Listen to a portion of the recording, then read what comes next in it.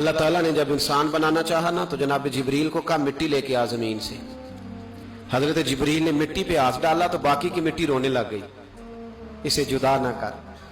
تو جناب جبریل چھوڑ کے چلے گئے. حضرت میکائیل کو بھیجا, مٹی لا, مٹی پہ ہاتھ ڈالا تو باقی کی مٹی رونے لگ گئی, چھوڑ کے چلے گئے. جناب اسرائیل کو بھیجا, مٹی پہ ہاتھ ڈالا تو باقی کی رونے لگ گئی, چھوڑ کے نہ جاؤ. تو حضرت اسرائیل فرمانے لگے تیرا رونا دیکھو کہ رب کا حکم دیکھو. وہ لے گئے, جب پیش کی تو رب کریم نے فرمایا اسرائیل جان نکالنے کی ڈیوٹی بھی تیری, تو مٹی کو لے آنا, باقی مٹی روتی بھی رہے تو روتی رہے. جب میرا فیصلہ آ جائے تو پھر اس میں کوئی گنجائش, ہم کھاتے بھی اللہ کا ہیں, نافرمانی بھی اس کی کرتے, زمین پہ بھی اس کی چلتے ہیں, نافرمانی بھی اس کی کرتے, حکم کسی اور کا مانتے, چھت پہ رب کریم کی رہتے. اس طرح نظام نہیں چلتا. میرے بھائی یاد رکھ لو, گناہوں کی سزا ملے گی, زندگی تنگ ہو جائے, یہاں بھی آزمائش ہوگی. اور حضرت ابراہیم بن ادم کے پاس ایک نوجوان آیا, کہنے لگا میں گناہ کرنا چاہتا ہوں. فرمانے لگا بالکل کر, اللہ کا دیا ہوا رزق کھانا چھوڑ دے اور گناہ کر. کہنے لگا یہ نہیں ہو سکتا. فرمانے لگے چل پھر اس طرح کر, رب کی زمین پہ نہ رہ, کسی اور کی زمین پہ چلا جا. کہنے لگا یہ بھی نہیں ہو سکتا. فرمانے لگے چل اللہ کی چھت سے نکل جا. کہنے لگا یہ بھی نہیں ہو سکتا. تو آپ رو پڑے. فرمانے لگے پھر جناب اسرائیل جب آئیں تو ان سے کہنا مجھے 2-3 سال کی مہلت دے دے, پچھلی میری گناہوں میں گزر گئی, میں ذرا 3 سال عبادت کر لوں. تو وہ شخص بھی رونے لگا, کہنے لگا حضور وہ مہلت نہیں دیتے, وہ جب لینے آتے ہیں تو پھر لے کے میں پھر دعا کرتا ہوں اللہ ہمیں معاف فرمائے, اللہ ہم سے درگزر. میں کچھ قبرستانوں میں جاتا ہوں تو میں وہاں میں سانپ بچھو پھرتے ہوئے دیکھتا ہوں, تو ڈر آتا ہے کہ ہم یہاں آنے والے ہیں. یہ لوگ کہہ رہے ہیں کہ تمہاری تیاری ہے, کسی وقت بھی اعلان ہو جائے گا کہ چلو بھائی چلو فلاں صاحب کا جنازہ ہے, اٹھو. لوگ کہتے ہیں جلدی کرو, اور ایک کونے میں ایک شخص یہ بھی کہتا ہے کہ دیگ بھی رکھ لو, مہمان بڑے جمع ہو گئے. اور ایک کونے میں لوگ یہ بھی کہتے ہیں کہ برف ٹھنڈی لے آؤ, لوگوں نے پانی بھی پینا.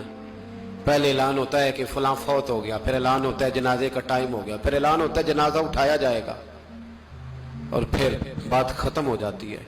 پھر کل من علیہ فان, پھر کوئی نہیں پوچھنے آتا, ختم ہو گیا, قصہ ہی ختم ہو گیا.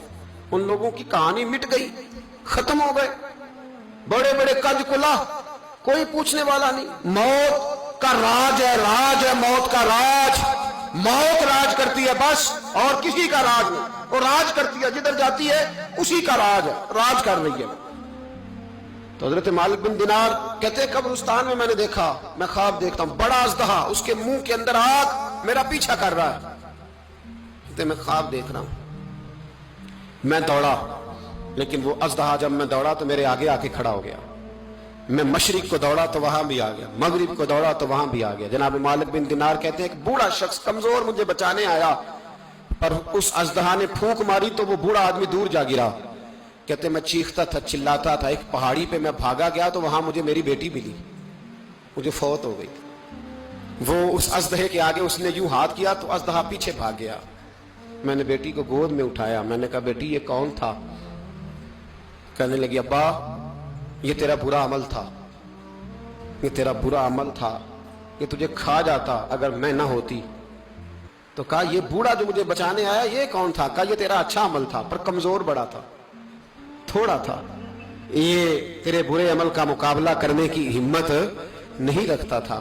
حضرت مالک بن دینار کہتے ہیں میری بیٹی نے خواب میں میری داڑھی پکڑ لی اور کہنے لگی ابا میں چاہتی ہوں تو صحیح ہو جا, ایسا نہ ہو کہ پھر تیرے پیچھے یہ اژدہا لگ جائے. حضرت مالک بن دینار کہتے ہیں جب میں سو کے اٹھا تو میری داڑھی آنسوؤں سے بھری ہوئی تھی. پھر اس کے بعد میں نے توبہ کی, اس طرح کی توبہ کی کہ پھر میں نے کوشش کی کہ دوبارہ میں اپنے رب کی نافرمانی نہ کروں. حضرت عبداللہ ابن عباس فرماتے تھے جو دنیا میں ہنس ہنس کے گناہ کرتے ہیں نا,